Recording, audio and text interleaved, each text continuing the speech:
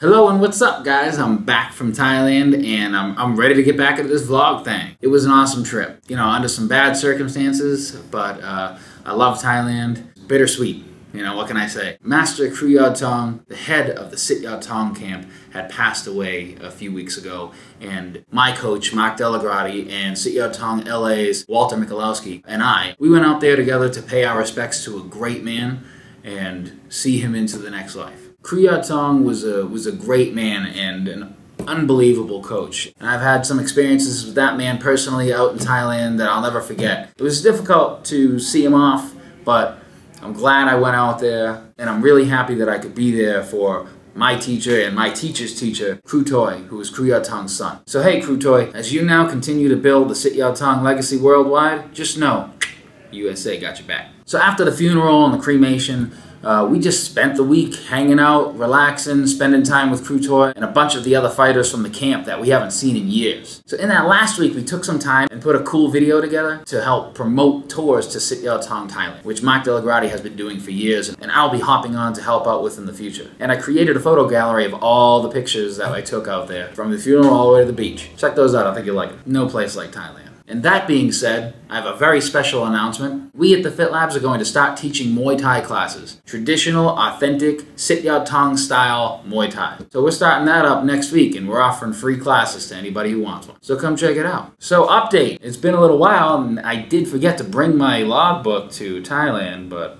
that wasn't on purpose. Essentially, while I was out there, we would hit weights in the morning for a light half-hour workout, and in the afternoon, we'd go to the Sityodtong Tong camp. We'd do some light sparring, maybe even some clinch work with the guys, bag work, pad work, shadow boxing, all of that good stuff. After about 9-10 days of being in Thailand and trying to just watch and be careful with what I eat, because there was no way getting around starches out there. You eat rice or noodles with every meal, period. And I still came back 2 pounds lighter. So that puts me down 13 pounds from the day that we started this vlog together. Me and you, buddy.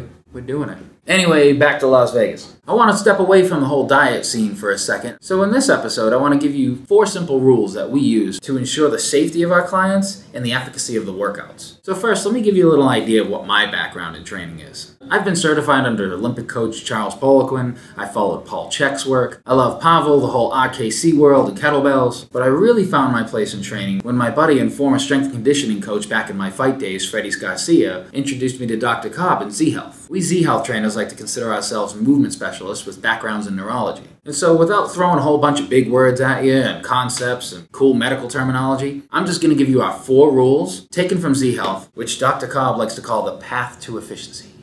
So let's get into these, shall we? Rule number 1, perfect form. When we talk about perfect form, we're talking about whatever the right form is for that specific exercise. We want the movement to be efficient. When discussing efficiency when it comes to exercise, we're talking about doing the most amount of work with the least amount of energy, making the movement as clean as possible and as efficient as possible. Number 2, dynamic postural alignment. In this rule, we're talking about posture. For some odd reason over time, people in the fitness world stop considering your neck as part of your spine. And so we see stuff like this. There you go. Get it up there. Good. Your neck doesn't look quite broken yet. So you want to make sure that your spine is aligned from the crown of your head to your tailbone. That encompasses your entire spine. You want to keep it relatively straight or aligned so that you're not pinching joints and then pinching those nerves that run through those joints. Kinking your neck, or possibly even kinking your lower back because you're trying to bring your butt up into the air too much, is going to compress those nerves, and that's going to create movement issues. Number 3, synchronized respiration. Breathe with your reps. It's way too often that I see people turning purple while trying to complete their sets.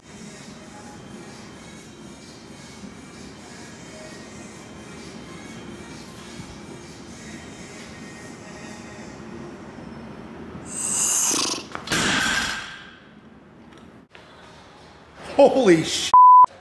Are you okay? We're good! So yeah, we want you to work hard, but we don't need you to work so hard that you look like this in between sets. Oh, I can't unsee that. And number 4, this one's a really important one, but it seems to be the one that everybody dismisses, or maybe the one that no one really knows about or pays attention to. You need to have a balance between relaxation and tension. I call this the Michael Jordan effect. You want to make really difficult things look really easy. So in respect to this rule, so you understand it fully, I'm going to give you a little lesson on what's called the startle reflex. The startle reflex is your body's first physical response to threat. Whether it's emotional, whether it's physical, it doesn't matter. Your body's going to respond the same way. So imagine you're at Fenway Park and you're sitting on the first baseline. Pitcher throws a fastball and this happens. Something coming flying at your face and all of these things happen. Tension on your face and around the eyes. Tension in your jaw. Flexion at the biceps. Turtlenecking. Shoulder shrug. All of these things are signs that your body feels threatened. So now let's take this into the gym for a second. How many of you have seen this in the gym? Come on, you can do it, you can do it. Come on, 12 more. That's it.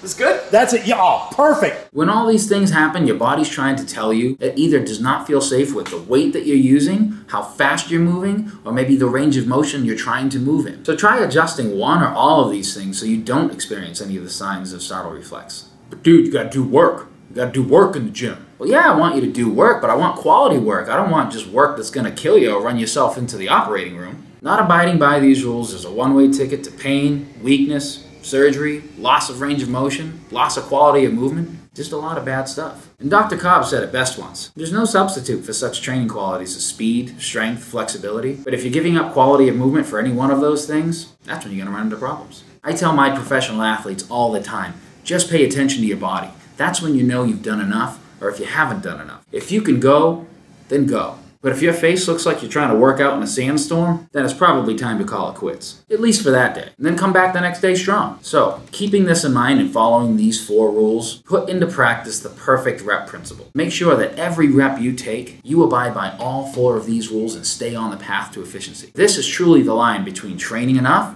and overtraining. If no matter what you do during the workout, you can't abide by the rules, workout's over. So that's it, guys. I'm going to put a little write-up on our website, so I'll put a link down in the description for you to head over there and check it out. Check out all those links down there. I got links for the promotional video for our tours to Thailand, the Thailand photo gallery, the article I just spoke about, and don't think I forgot, we got the link to our recipe of the week. And the question of the day this week, because I did a little traveling, I'd love to hear what is your absolute favorite vacation spot, or maybe your favorite place you've ever traveled to, ever. This week we're giving away another Fit Labs journal, so to possibly win said journal, leave a comment down below, click that like button, maybe even subscribe. And to check out anything else that we're doing down here at the Fit Labs, you can check out our website. So until next week, my name's Peter Pinto, and this is the Fit Labs Las Vegas. Get in the lab. You better vlog it.